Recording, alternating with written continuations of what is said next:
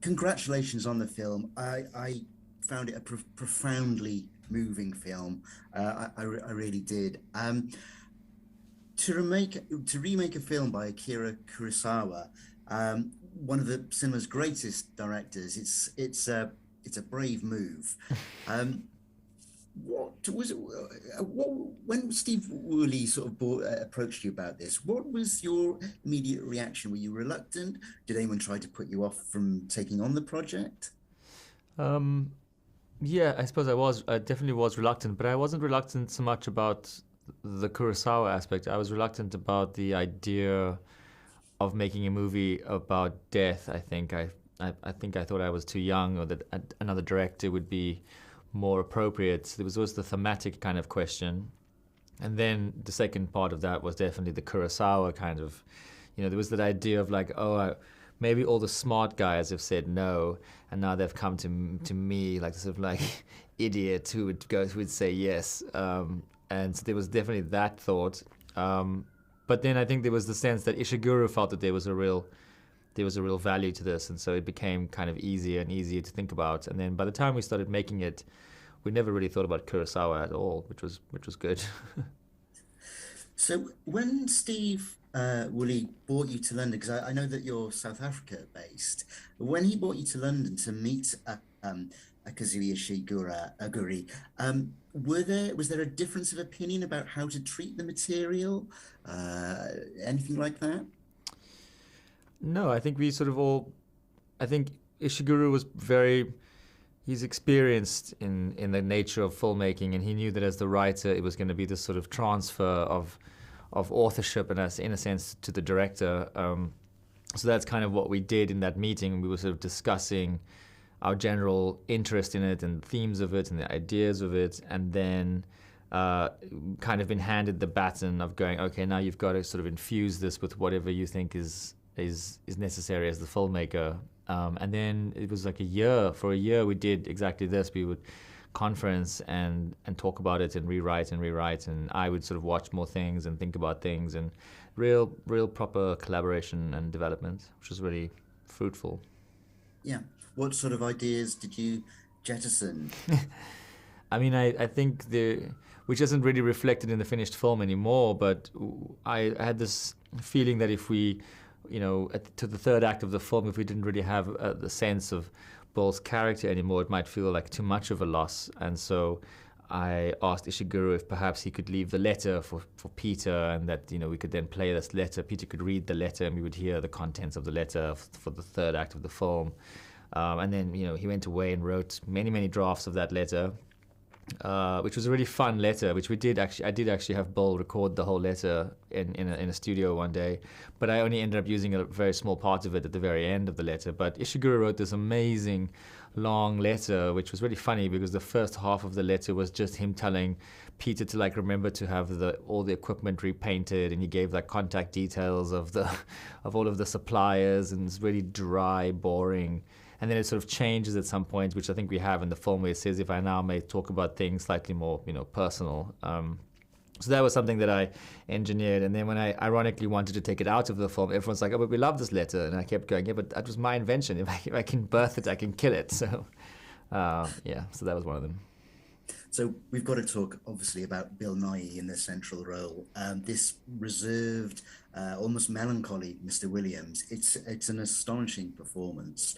I'm just wondering, it must have been quite difficult for him to sustain for the majority of the film. I'm just wondering what kind of discussions you had with him about the approach to the role, how the role should be played. So Bill and I agreed that it would be good for us to spend as much time together as possible.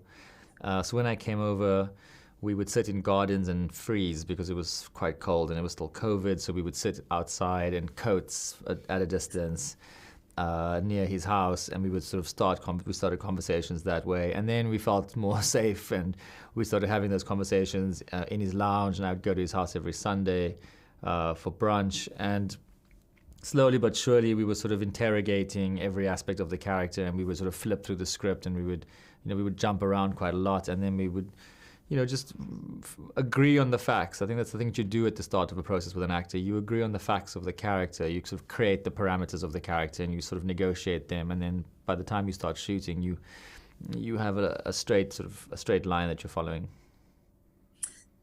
There are some tremendously emotional scenes in this, and I gather that Aimee Lou Wood had one particular scene which she genuinely got very emotional about. Can you tell me about that? In the pub?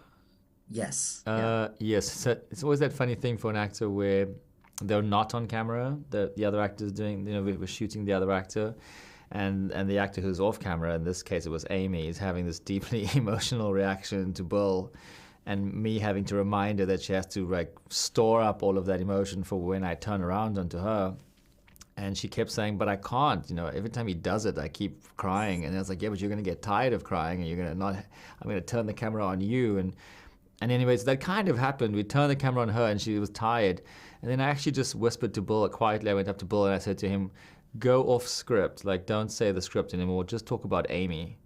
And so that's what he did. There's a moment where he just starts talking about her and telling her how much he likes her and how proud he is of her, and that's what actually makes her cry in the film. So, Living is your first film outside of South Africa, or set in South Africa. What sort of challenges did you find working in London and doing a period film in London? It's just being a fish out of water. I don't have my regular team with me, don't have the sort of crew that I normally, the sort of nature of the crew and the nature of the process. I think that was definitely a learning curve. There are other, the system here is very different. And then, of course, there was COVID and like the nature of shooting a film during COVID. But other than that, it was an opportunity. It was like a challenge to move somewhere, to research a movie, to get under the skin of the history of a city and a place and a society. And it's really like fun and adventurous thing to do. It was a sort of a real privilege to be able to do that. How different is it then for you to shoot with a London crew than it was sort of back in South Africa? I think the South African crews are trained in the service industry, because we have these big American films that come and shoot in South Africa, so they're always working on massive projects, but they're sort of, it's a service mentality, so that we shoot very long hours. We sort of, it's kind of uncontrolled, unmanaged. Like there's no real sense of, there are no restrictions essentially. It's sort of naughty in that way. Where here it's a lot more structured, and you've got exact amount of time, and people there are codes. And the other thing is, what's really interesting is that British crews actually have lives. Like they talk about, we're going to pick their kids up later from school, and in South Africa, on film sets in South Africa, nobody has kids, and everyone is sort of, they'll work for 20 hours. And so it was just, I was having to just work in a far more organized system. So finally, this is a remake, say, of one of the greatest film directors. If you had to remake another film, and a classic film, what would it be? I always feel like a remake is such a, like, to think that you want to remake something is like the curse itself. Because if you love it, you shouldn't touch it. So I don't know. I mean, I don't know if there's anything I'd want to tamper with. There's a really unsuccessful version of the Hemingway book, For Whom the Bells Toll.